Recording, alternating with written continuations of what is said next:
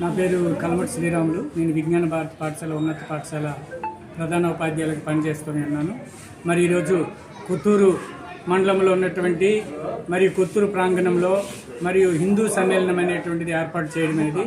దీనికి ముఖ్య ఉద్దేశం ఏంటంటే ఆర్ఎస్ఎస్ 100 సంవత్సరాలు నిండినటువంటి సందర్భంగా ఈ సభను ఏర్పాటు చేయడం అనేది. ఇందులో అనేక మంది వ్యక్తులు పాల్గొన్నారు. అందులో ముఖ్య వక్తగా ఆర్ఎస్ఎస్ విభాగ్ ప్రచారకు రాగాల మోహన్ రావు నాయుడు గారు, అలాగే శ్రీ యాలాల శ్రీనివాసరావు గారు మరి ఈ కార్యక్రమంలో ముఖ్య వక్తగా విచ్చేశారు. అలాగే ఈ కొత్తూరులో ఉన్నటువంటి ముఖ్యమైనటువంటి నాయకులు శ్రీ లోతిగడ్డ తులసి వరప్రసాద్ నాయుడు గారు, అలాగే లోతిగడ్డ లక్ష్మీనారాయణ నాయుడు గారు, భగవన్ నాయుడు గారు, అలాగే ఓం శాంతి తరపున లక్ష్మక్క గారు, అలాగే మా పాఠశాల కరెస్పాండెంట్ సాసుపల్లి కాశీబాబు నాయుడు గారు, అలాగే కమిటీ మెంబర్స్, హిందూ బంధువులందరూ కూడా పాల్గొన్నారు. అయితే దీని ముఖ్య ఉద్దేశం ఏంటంటే, నమస్కారం. ఈ ఆర్ఎస్ఎస్ శతజయంతి ఉత్సవాల సందర్భంగా ఈవేళ కొత్తూరులో విజ్ఞాన భారతి స్కూల్లో హిందూ సమ్మేళనం ఏర్పాటు చేయడం జరిగింది. ఈ హిందూ సమ్మేళనంలో మేమందరం భాగస్వాములమే.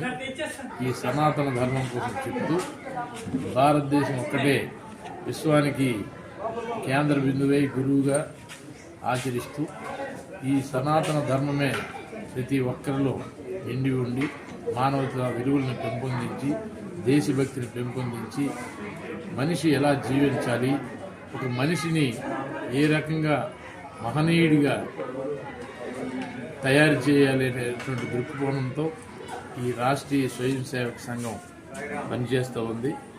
అటువంటి రాష్ట్రీయ స్వయం సేవక సంఘం ఈ భారతదేశానికే కాదు ప్రపంచానికి కేంద్ర బిందువై మనుషుల్ని మహనీయులుగా తయారు చేసినటువంటి కేంద్రంగా రూపుదిద్దుకొని ప్రపంచానికే ఒక దిక్సూచిగా మారాలని మన హిందూ సమాజాన్ని విడగొట్టారు.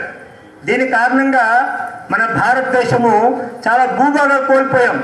ఎక్కడైతే మత మార్పులు ఎక్కువ జరుగుతున్నాయో ఆ ప్రాంతం అంతా కూడా మన దేశం నుంచి విడిపోయాయి. అటువంటి మొత్తం 100 సంవత్సరాల క్రితం చూసినట్టయితే భారతదేశము ఆత్మవిస్తృతికి వెళ్ళిపోయింది. హిందూ సమాజము నిర్లిప్తంగా ఉంది. అటువంటి పరిస్థితుల్లో రాష్ట్రీయ స్వయం సేవక సంఘము 1925లో హిందూ సమాజంలో నూతన విద్యాదాన్ని నింపడం కోసము నాగపూర్లో ఆర్ఎస్ఎస్ స్థాపించారు డాక్టర్ కేశవరావు బలిరామ్ హెడ్గేవార్. మరి ఆ రోజు స్థాపించినప్పుడు ఆయన ఆలోచించాడు, మన భారతదేశాన్ని ఆంగ్లేయులు పరిపాలిస్తున్నారు, ఆంగ్లేయులు బలమా మన బలహీనమా అని చెప్పి ఆయన ఆలోచించారు. కరెక్ట్, నిజమే. మన యొక్క బలహీనమే. మన యొక్క బలం ఉన్నప్పటికీ ఆంగ్లేయుల యొక్క ఐకమత్యం కారణంగా మన బలహీనం కారణంగా మన స్వతంత్ర